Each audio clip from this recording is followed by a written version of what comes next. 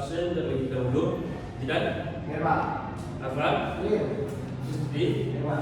Terusan? Di sini kita akan belajar tentang Internet of Things. Di sini tentang memahami dunia terhubung.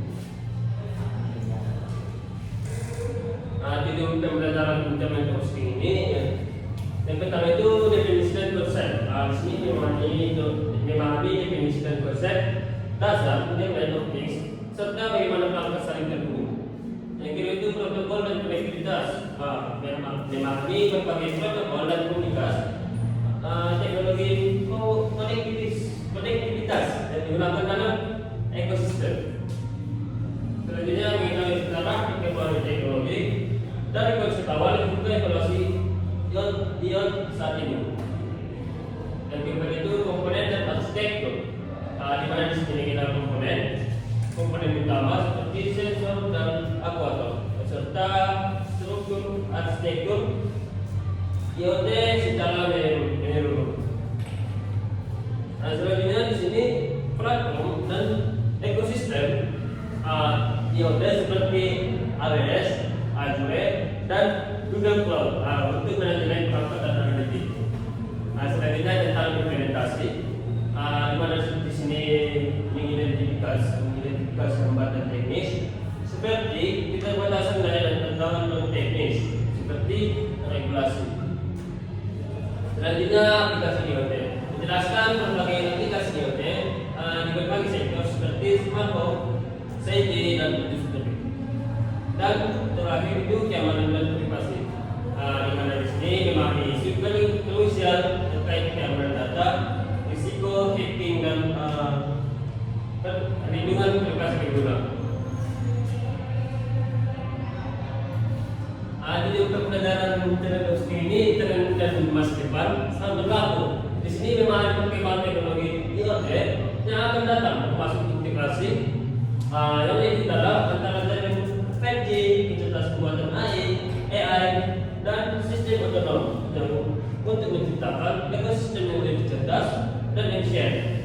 Dan selanjutnya teknologi pendukung, di mana di sini middleware krusial dan big data, cloud computing, dan edge computing, dan artificial intelligence, di mana di sini dalam mengelola, menganalisis, dan mengambil keputusan secara berautan dari data yang dihasilkan oleh perangkat IoT. Mungkin sampai sini paham dengan kita pembelajaran? Di sini kita masuk tentang apa itu Internet of Things. Sebelumnya ada yang tahu Internet of Things? Bapak akan menjelaskan sedikit tentang Internet of Things. Di mana di sini jaringan perangkat fisik yang terhubung dan dapat saling bertukar data secara sistematis dengan menghubungkan objek sehari-hari ke internet. Kita dapat meningkatkan otomatisasi, efisiensi, dan kenyamanan dalam berbagai aspek kehidupan. Ini yang disebut dengan Internet of Things. Sudah paham anak? Di sini contohnya kita buat contoh sederhana penggunaan IoT. Yang pertama itu smart thermostat. Di mana di sini seperti AC, kita mengatur suhu ruang secara otomatis. Perannya terhubung terhubung ke HP dan jaringan. Nah, di sini kita menggunakan remote untuk mengatur cuaca atau suhu kelembapan dan kepanasan itu. Di sini yang disebut dengan smart thermostat. Selanjutnya wearable device, di mana di sekitar tangan kita yang memantau kesehatan.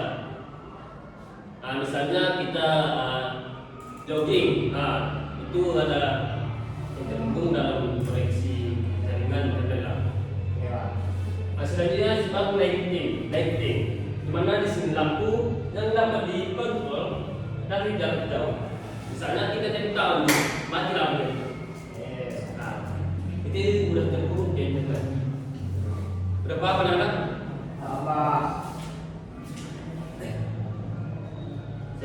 kita akan membahas sejarah dan evolusi IoT. Di mana di sini pada tahun 1980-an munculnya konsep awal perangkat yang saling terhubung. Itu awal terbentuknya IoT. Awal dampaknya IoT. Pada tahun 1999, istilah Internet of Things diperkenalkan pertama kali oleh Kevin Ashton. Jadi siapa? Siapa yang diperkenalkannya? Baik, terima kasih. Gimana? Tepuk tangan. Hasilnya perkembangan besar teknologi sensor, di mana di sini konektivitas kabel dan skalabilitas internet telah memicu pertumbuhan eksponensial ekosistem yang saat ini. Berapa adalah selanjutnya komponen utama IoT, yang dimana di sini yang pertama itu sensor. Apa itu sensor? Coba jelaskan sudah. Sensor itu berguna untuk mengumpulkan data dari lingkungan sekitar yang diubah menjadi sinyal digital. Selanjutnya depan penjelasan tentang aktuator. Aktuator adalah pengambil tindakan fisik atau berdasarkan instruksi dari data yang diproses. Baik, selanjutnya gimana saya? Tolong jelaskan tentang konektivitas. Perangkat dijadikan agar dapat saling bersinkron. Baik, selanjutnya ada pemrosesan data, di mana di sini menganalisis data yang diterima untuk pengambilan keputusan yang cerdas. Itu semua tentang komponen utama IoT. Anak-anak paham materi kita ini? Paham. Baik, kita lanjut. Selanjutnya, yang dimana di sini arsitektur IoT. Ada beberapa poin yang terdapat dalam arsitektur IoT. Yang pertama itu lapisan perangkat, yang dimana di sini sensor dan aktuator yang mengumpulkan data dari lingkungan fisik yang dilakukan dalam berdasarkan interaksi. Yang kedua itu lapisan aplikasi. Misalnya antar muka pengguna atau user interface yang memberikan interaksi manusia dengan sistem IoT. Misalnya yang bukan dioperakan, itulah. Yang ketiga itu yang kami. Mana di sini protokol komunikasi dan teknologi, konektivitas yang menghubungkan perangkat ke infrastruktur data. Yang keempat itu lapisan pengelolaan data, di mana di sini pemrosesan data melalui cloud berada penting untuk analisis dan pengambilan keputusan secara real time.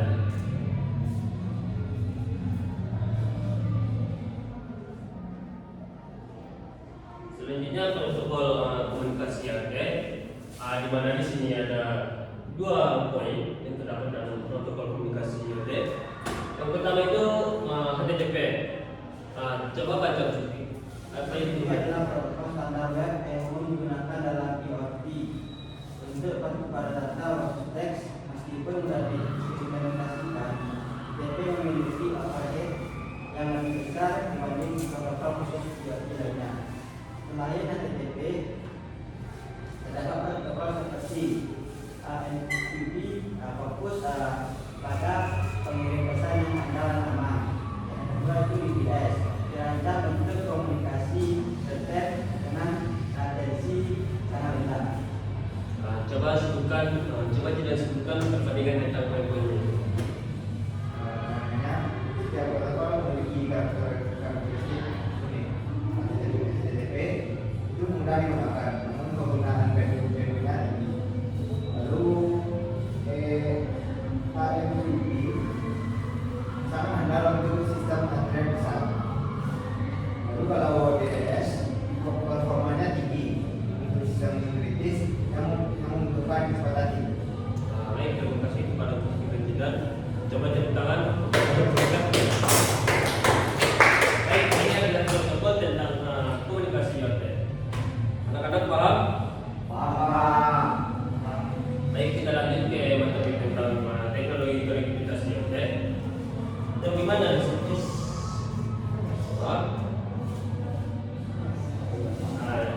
Yang dimana di sini teknologi konektivitas IoT yang pertama itu yang lebih orang produksi dan daun hebat tinggi itu kayak apa lah? Yang web tahu? Itulah. Yang kedua itu 5G, koneksi cepat dan latensi rendah. Itu belum masuk besar, belum sebagian daerah ada yang masuk dan belum tentu mungkin ke HP. Yang ketiga itu perbandingan penggunaan dan keunggulan teknologi dan jarak jauh. Selanjutnya platform dan IoT dan ekosistem. Nah, yang mana di sini yang depan itu PNG platform, dan cloud, populer seperti AWS IoT, Microsoft Azure IoT dan Google Cloud IoT yang menggunakan infrastruktur lokal. Yang kedua itu konektivitas. Memastikan komunikasi yang lancar antara sensor, dibuat baik dan pusat data melalui berbagai protokol. Yang ketiga itu fungsi utama.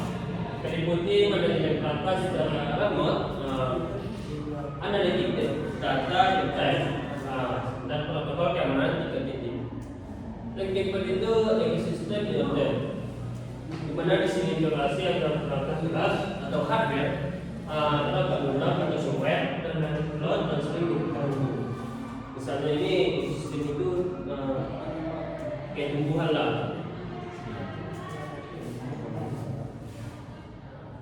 Selanjutnya aplikasi IoT di Smart City. Coba bacakan apa tentang aplikasi IoT di Smart City. Implementasi IoT dalam ekosistem kota cerdas yang membantu meningkatkan efisiensi layanan publik.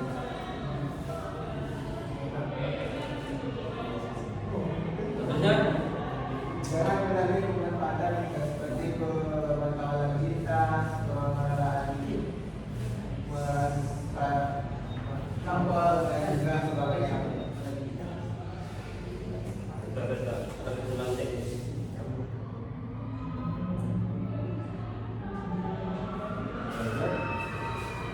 Dan juga seperti sistem penerangan pekerjaan.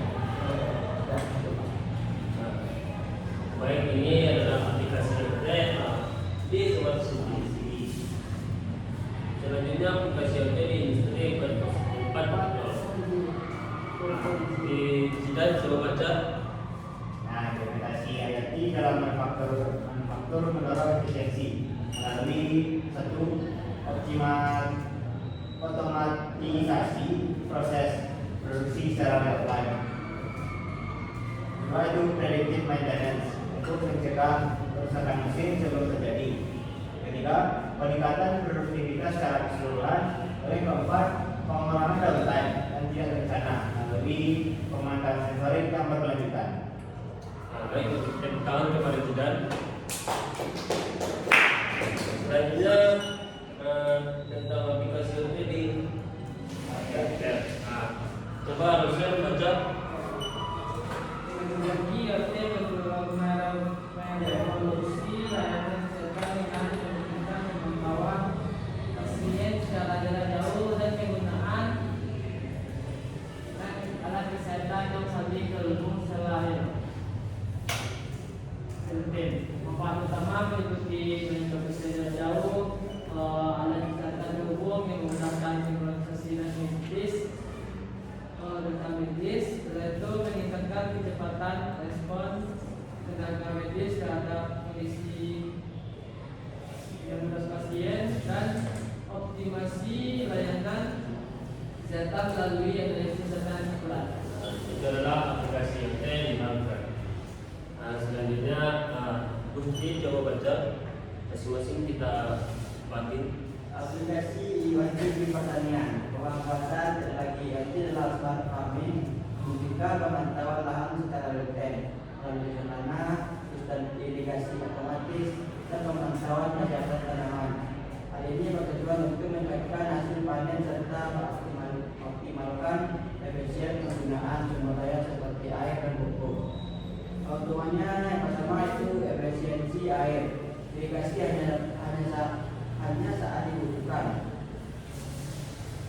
Kedua itu reduksi tinggi, penggunaan pupuk yang tepat sasaran.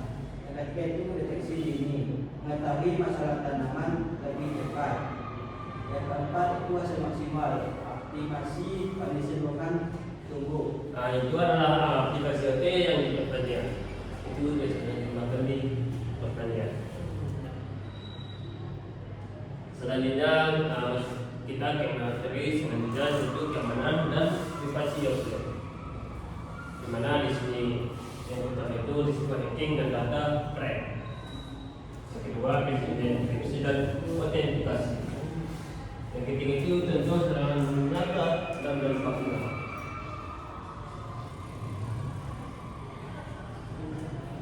Selanjutnya masuk ke tentang implementasi OT, di mana di sini kita batasan baterai dan sumber daya perangkat itu sangat berpengaruh dengan tantangan implementasi OT. Dan yang kedua itu standarisasi protokol yang beragam. Jadi kita tidak bisa saling masukkan apa saja gitu kan. Oke, tantangan implementasi OT. Yang ketiga itu kebutuhan integrasi dan kebijakan. Kebutuhannya itu kebutuhan integrasi dan kebijakan.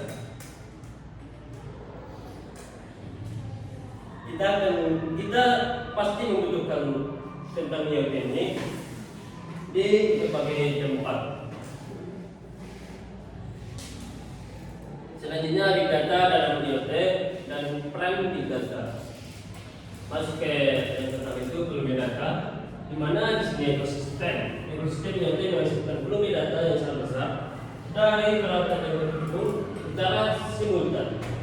Data ini mencakup berbagai jenis informasi melalui dari sensor suhu hingga pemilihan informasi peralatan. Yang kedua itu analitik. Di mana di sini penggunaan tools analitik yang sangat krusial untuk mengolah data dan untuk mengolah data mentah tersebut menjadi wawasan bisnis dan operasional yang berharga, yang memungkinkan yang memiliki keputusan yang lebih cepat dan akurat. Selanjutnya masuk ke komputing dan biotek, pusat data dan komputasi. Coba baca fungsinya. Fungsi utama dari cloud computing menyediakan infrastruktur untuk penyimpanan data IoT dalam skala besar dan menyediakan daya komputasi besar yang kuat untuk memproses data dari jutaan perangkat secara efisien. Baik, kita kembali lagi. Selanjutnya timbulannya coba Pak. Kebetulannya itu kebutuhan data yang pusat dan kemudian juga kemudahan akses data, jadi mengurangi beban pemrosesan dan juga memungkinkan integrasi berbagai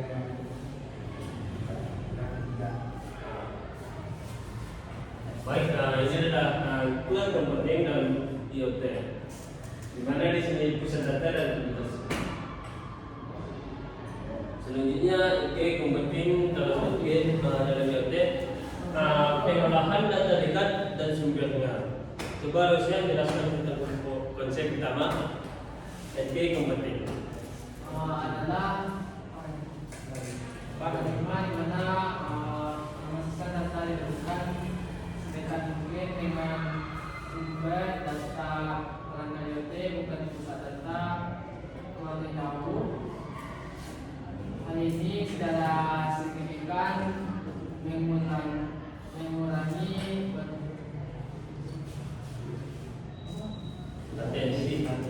latensi dan beban lalu lintas jaringan. Coba jelaskan sudah kepada sektor. Ya nak. Manfaat utama itu meliputi respon real time yang lebih cepat dan penghematan BBM. Contohnya apa itu meliputi smart cameras yang memproses deteksi objek secara lokal, sensor industri untuk predictive maintenance, dan perangkat wearable yang menganalisis data kesehatan secara instan. Baik, ini adalah computing dan IoT pengolahan data dedikasi sumber. Anak-anak paham? Paham. Kita lanjut ke selanjutnya, yaitu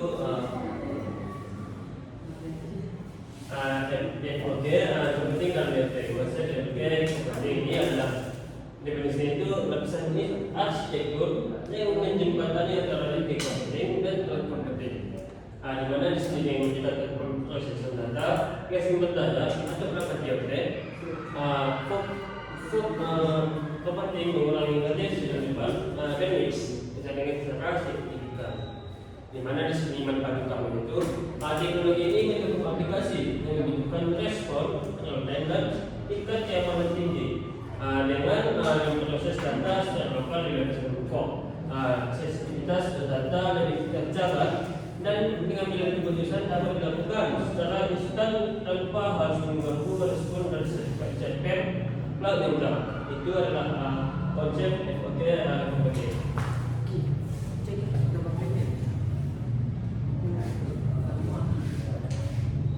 Selanjutnya artikel dalam ekosistem, di mana di sini peran AI. AI menggunakan sistem IoT untuk tidak hanya mengumpulkan data, tetapi juga memahami dan bertindak berdasarkan data. Data tersebut secara mandiri. Dan dalam konteks canggih, perangkat Pak izin Pak. ya. Dalam lama juga perangkat dapat mengenali pola yang prediksi kejadian depan dan membuat keputusan secara rakyat tanpa campur manusia. Itu adalah peran AI. Selanjutnya implementasi. Coba kita jelaskan implementasi. Untuk penerapannya itu pertama itu smart assistant, perangkat yang belajar dari pemeriksaan pengguna. Kedua itu deteksi anomali, mengidentifikasi kekurangan mesin atau serangan keamanan secara otomatis. Dan ketiga itu optimasi sistem, penyesuaian otomatis pada jaringan energi atau lalu lintas. Baik, terima kasih kepada Jiran untuk mengucapkan. Selanjutnya bukan kepada Jiran. Ini itu sendiri anak-anak. Wah, Selanjutnya next in dalam IoT penerapannya ini coba jelaskan Pak. Itu sebenarnya memungkinkan perangkat IoT untuk belajar dari data yang diperlukan secara terus-menerus. Mungkin Bapak belum sering menembak karena membaca lebih penting gitu ya. Jadi kata nanti ya kan. Coba jelaskan Aplikasi salah satu contoh utama adalah maintenance dengan analisis data sensor dari mesin industri. Algoritma machine learning dapat memprediksi kapan suatu komponen akan rusak sebelum kegagalan terjadi, sehingga mengurangi downtime dan biaya perbaikan.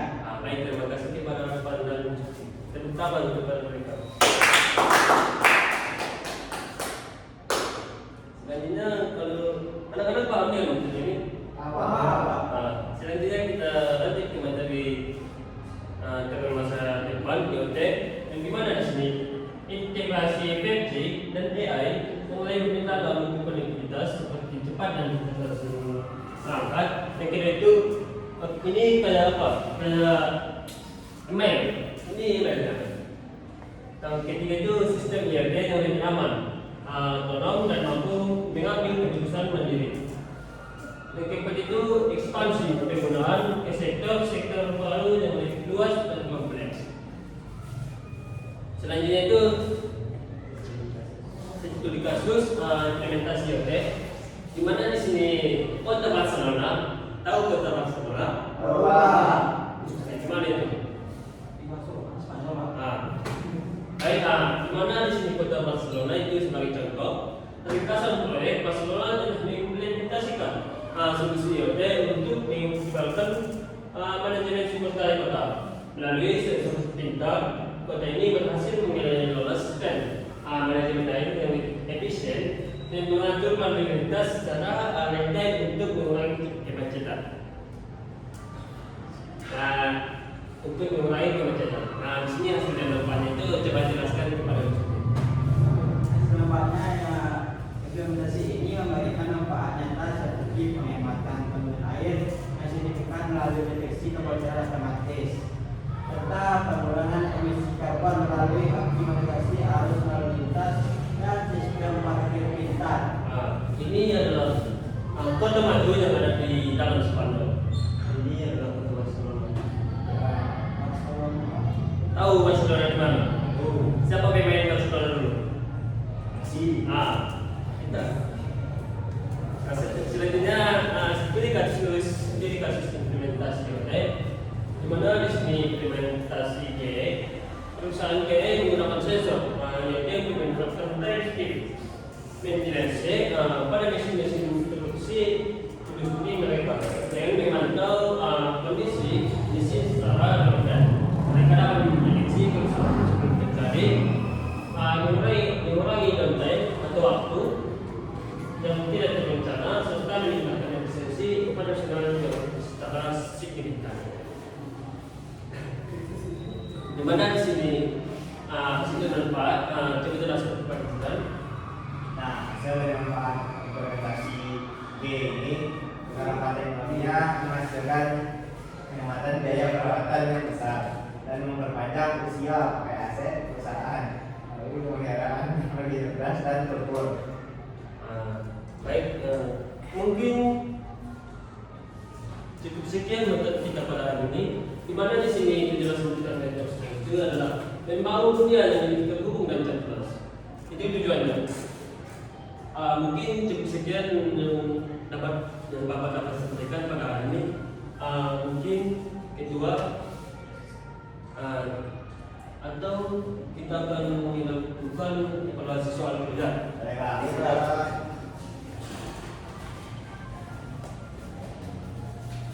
Tolong dibaca dan dijawab dengan betul, karena ini akan mempengaruhi nilai waspada. Jamnya 3. Bapak tunggu dalam waktu 5 menit.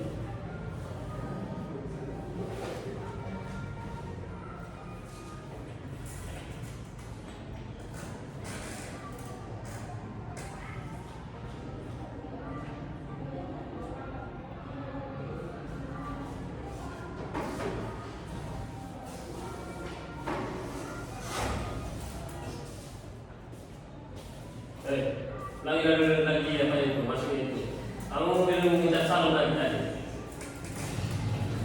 Kita sebagai guru, calon guru harus memberikan contoh kepada guru. Waalaikumsalam.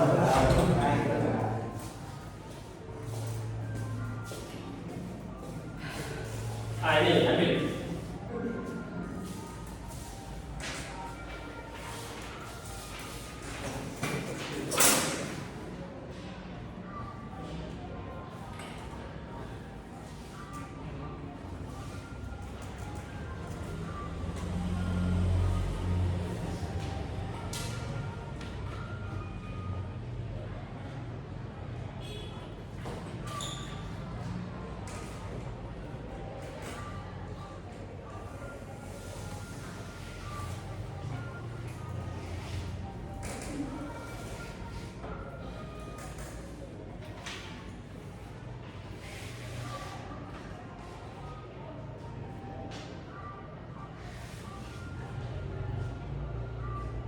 Apakah anak-anak sudah siap? Sudah. Siap. Baik, kalau kedua juga.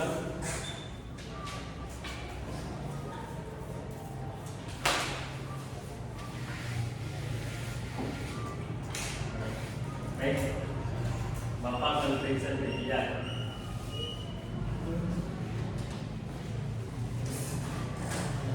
Mungkin Bapak akan duduk pertemuan kita pada hari ini. Kosma, tolong kedua, tolong baca doanya, pimpin doanya. Oke, kita sudah mulai hari ini, maka kita pertama memberikan Alhamdulillah Rabbil Alamin.